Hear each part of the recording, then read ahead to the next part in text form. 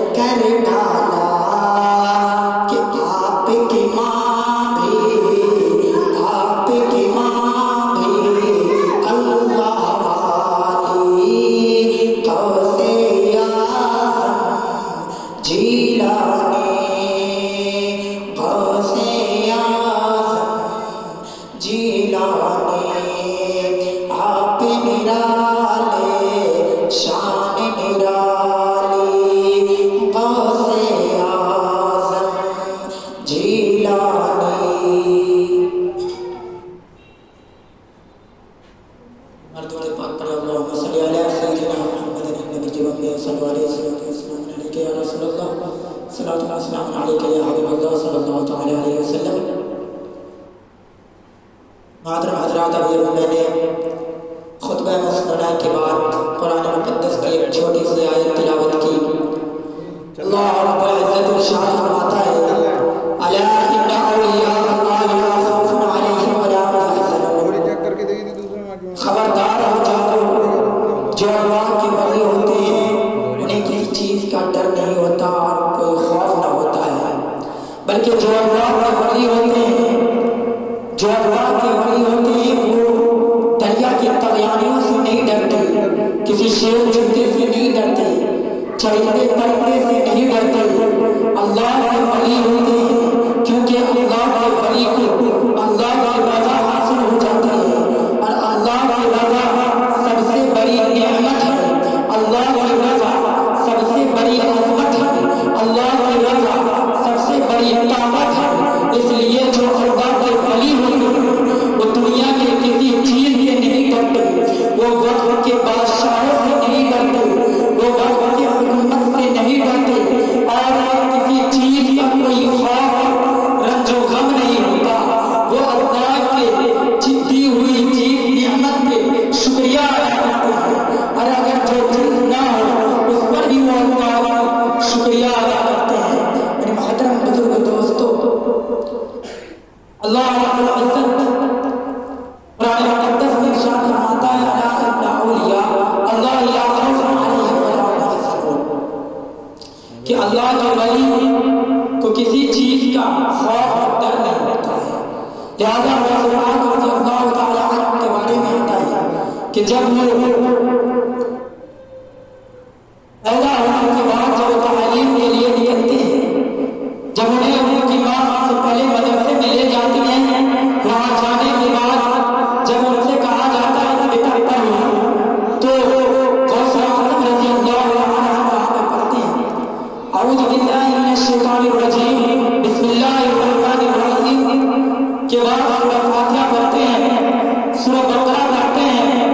سورہ آل عمران پڑھتے ہیں، سورہ نساء پڑھتے ہیں، سورہ مائدہ پڑھتے ہیں، یہی تک نہیں رکتے، 7واں پارہ مکمل کیا، 8واں پارہ مکمل کیا، 9واں پارہ مکمل کیا، 10واں پارہ مکمل کیا، حتیٰ کہ پورا 18 پارہ پڑھ لیا۔ اور 18 پارہ پڑھنے کے بعد جب غوث اعظم اللہ تعالیٰ اٹھتے ہیں تو غوث اعظم محترم پوچھتے ہیں کہ بیٹا بتاؤ یہ پارہ تمہیں کہاں یاد کیا؟ اس سے پہلے کسی مدرسے میں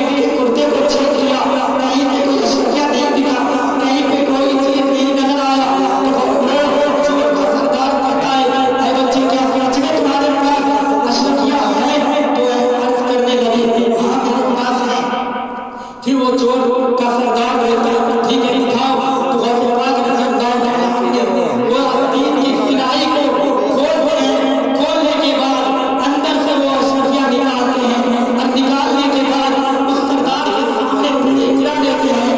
یہ دیکھ کر سردار رب کا پتہ رہ جاتا ہے اور وہ پوچھنے لگتا ہے کہ اے بچے، جب تم نے اتنا اندر چھپا رکھا تھا، جب میرے ساتھیوں نے جب چیک کیا تجھے کچھ نہیں، اسے کچھ ملا نہیں، تو تجھے اتنی تفصیل میں جانے کی ضرورت کیا تھی، اتنی سچائی بتانے کی ضرورت کیا تھی، جبکہ تو یہ جانتا تھا کہ میں یہ تیرا مال لے لوں گا، پھر بھی تو نے یہ بتایا کہ میرے آستین میں 40 اشرفیاں رکھی ہوئی ہے۔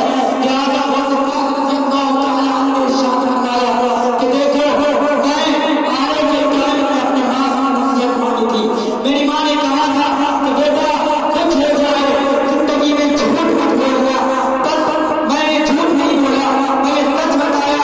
تو چور کا سردار کہتا ہے کہ ایک میں ہوں جس رب نے مجھے پیدا کیا، جس نے مجھے آنکھ جیسی نعمت عطا کی، کان جیسی نعمت عطا کی، زبان جیسی نعمت عطا کی، ہاتھ پاؤں دیے، چلنے والا بنایا، بولنے والا بنایا، میں اس رب کی نافرمانی کرتا آ رہا ہوں، سارا سال میں اسی راستے پہ ہر کافر کو لوٹتا ہوں اور اس سے مال بات چلتا ہوں، لیکن ایک تو ہے جو اپنے ماں کے ایک حکم کو، ماں کے ایک نصیحت کو نہیں ٹکرایا، ماں کے ایک حکم کو تو حکم کے تابع بن گیا، اور میں ہوں جو خدا کے حکم کی سارا سال نافرمانی کرتا آ رہا ہوں۔ لہٰذا سب چور بولنے کر کے سب نے اپنی گردنیں جھکا لی اور وہیں پر ان کی ہاتھ میں توبہ کیا۔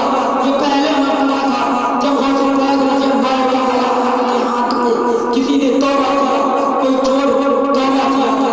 لہٰذا اس لیے شاعر کہتا ہے کہ نگاہ ولی میں لطافت دیکھی، نگاہ ولی میں لطافت دیکھی، بدلتی ہزاروں کی تقدیر دیکھی، بدلتی ہزاروں کی تقدیر دیکھی، چور توبہ کر کے مسلمان ہو گیا۔ لہٰذا ایک مرتبہ ایک اللہ والے کسی پھٹے پرانے کپڑوں میں گدری پرانی لیے زمین پر بچھائے بیٹھے تھے اور انہوں نے اپنے زبان پر شکوہ لایا، اللہ سے شکایت کی۔ ایک مرتبہ اللہ والا اس راستے سے گزرنا ایک بادشاہ کا وزیر گزرا کرتا تھا اور یہ اللہ والے دیکھ کر کے حیران ہوتے تھے کہ آخر میں خدا کی اتنی نافرمانی کرتا ہوں، پھر بھی میرے پاس پہننے کو کپڑے نہیں ہیں، میرے پاس سونے کو بستر نہیں ہے، پہننے کو چپل نہیں ہے۔ لہٰذا وہ اللہ والے اللہ سے شکایت کرتے ہیں اور کچھ دن بعد جا کر کے کسی دوسرے ملک کے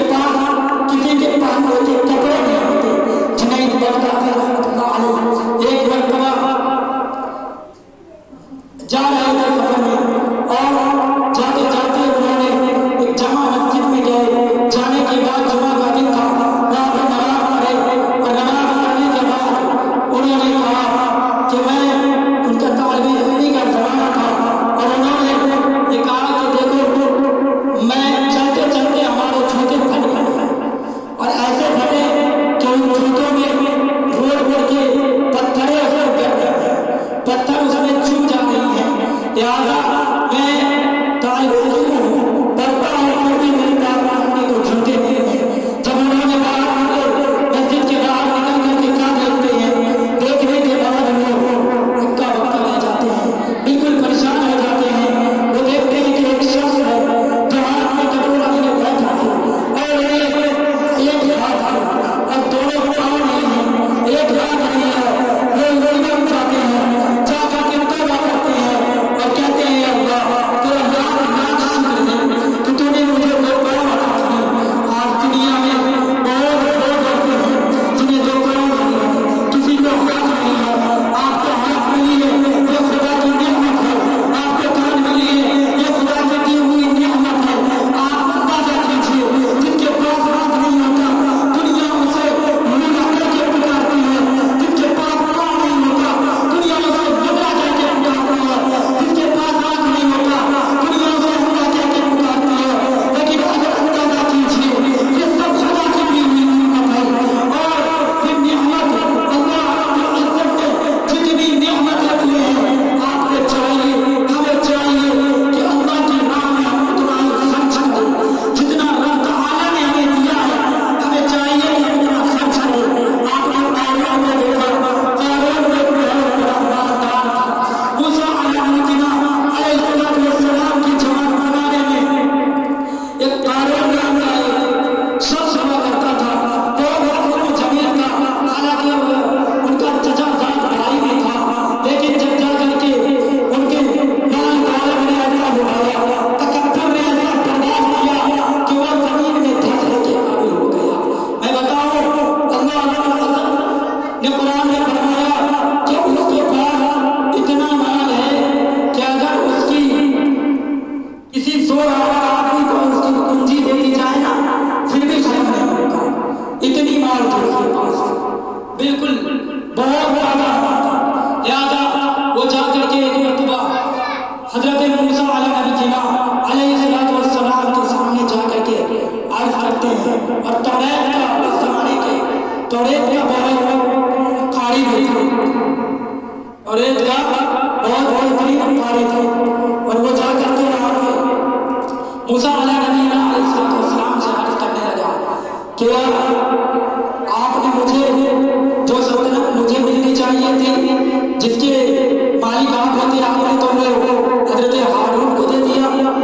तो मूसा अलैहिस्सलाम ने अर्ज किया कि मैंने नहीं दिया, ये तो अल्लाह तबारक व तआला ने दिया है।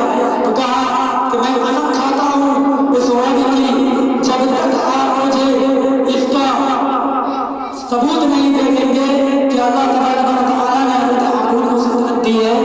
एक माल जो कि बनी इस्राइल का माल जमा हुआ करता था, और वो जा करके आसमान से आ जाते और उसे खा लिया करते थे। तो वही आज वो माल जो जमा हारून अलैहिस्सलाम के पास होता था, वो हारून का ये कहना था कि ये माल हमारे पास आता। लिहाजा उन्होंने मूसा अलैहिस्सलाम से ये दरियाफ्त किया कि आप मुझे इसका सबूत दे दीजिए। लिहाजा मूसा अलैहिस्सलाम ने कहा ठीक है।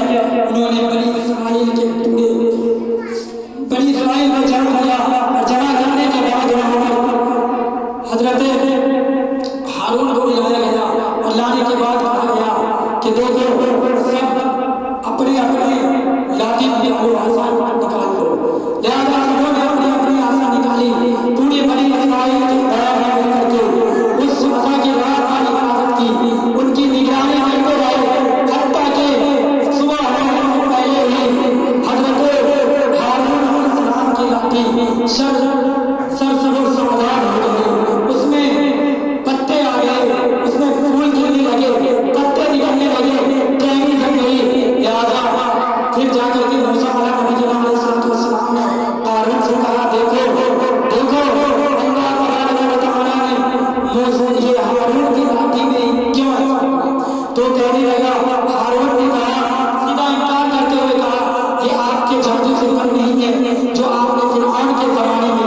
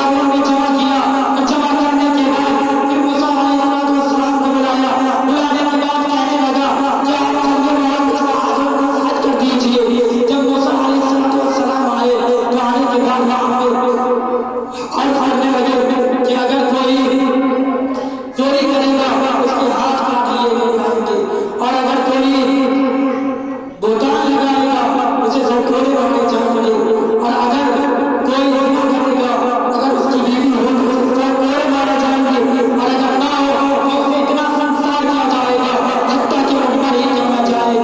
اور تو قارون کہنے لگا کیا یہ سب کے لیے برابر ہے؟ تو موسیٰ علیہ السلام نے کہا کہ ہاں یہ سب کے لیے برابر ہے۔ پھر قارون کہتا ہے چاہے آپ ہو، پھر کہنے لگے ہاں میں ہی کہتا ہوں۔ پھر اس عورت کو بلایا گیا، اور بلانے کے بعد وہ عورت جیسے ہی الزام لگانے والی تھی، موسیٰ علیہ السلام نے کہا کہ اس وقت کی قسم جس نے تجھے پیدا کیا، اور اس وقت کی قسم کہ جس نے بنی اسرائیل کے لیے دریا میں راستہ بنا دیا، تجھے بتا یہ بات سچ ہے۔ وہ عورت ڈر گئی، اب توبہ کرنے کے علاوہ وہ کچھ نہیں کہہ سکی۔ وہ یہ کہنے لگی کہ مجھے اتنا معاوضہ دیا گیا اور مجھے یہ کہا گیا ہے کہ میں آپ پر الزام لگاؤں، یہ قارون جو کہہ رہا ہے یہ سب جھوٹ ہے۔ لہٰذا موسیٰ علیہ السلام روتے ہوئے سجدے میں گرے اور عرض کرنے لگے یا اللہ اگر میں تیرا نبی ہوں، اگر میں تیرا نبی ہوں تو تو قارون کی ہلاکت فرما دے۔ وہ اللہ تبارک و تعالیٰ نے ارشاد فرمایا کہ میں نے تمہیں زمین کی حکومت بخشی ہے، تو اسے حکم دے دے تو جو چاہے گا وہ ہوگا۔ لہٰذا موسیٰ علیہ السلام نے پھر بنی اسرائیل سے عرض کرنے لگے کہ دیکھو مجھے اللہ تبارک و تعالیٰ نے قارون کی طرف بھیجا ہے جیسا کہ فرعون کی طرف بھیجا تھا۔ لہٰذا جو قارون کی طرف ہے وہ قارون کی طرف ہے، جو میری طرف ہے وہ میری طرف آ جائے۔ سارے بنی اسرائیل حضرت موسیٰ علیہ السلام کی طرف آ گئے، اور آنے کے بعد صرف دو شخص کو کہا، اور آنے کے بعد موسیٰ علیہ السلام عرض کرتے ہیں، زمین کو حکم دیتے ہیں کہ زمین بھر جا، اور اسے بھرنے کا حکم دیتے ہیں، زمین بھٹتی ہے، تھوڑا سا اپنا منہ کھولتی ہے اور اسے بھسا لیتی ہے، پھر اس کا یہی حکم ہوتا ہے، پھر زمین اسے بھسا لیتی ہے، پھر یہی حکم ہوا، پھر بھسا لیا، حتیٰ کہ گردن تک دھس گیا۔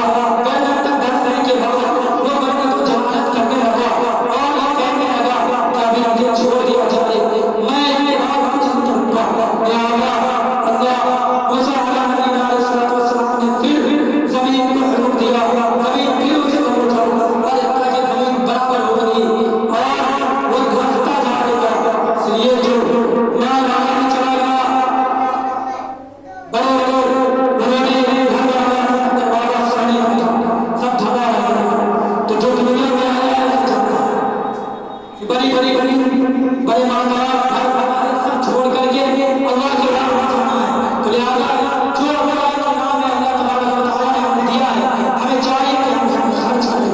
اللہ تبارک و تعالیٰ ارشاد فرماتا ہے قل ان کان، قل اے محبوب فرمائے ان کانت آباؤکم تمہارے باپ، وہ ابناؤکم تمہارا بیٹا، وہ اخوانکم تمہارا بھائی، وہ ازواجکم تمہاری عورتیں، وہ اخوانکم وہ ازواجکم وہ عشیرتکم اور تمہارا خطہ، وہ عشیرتکم وہ اموال اقترفتموها تجارة وتخشون كسادها ومساكن ترضونها أحب إليكم من الله ورسوله۔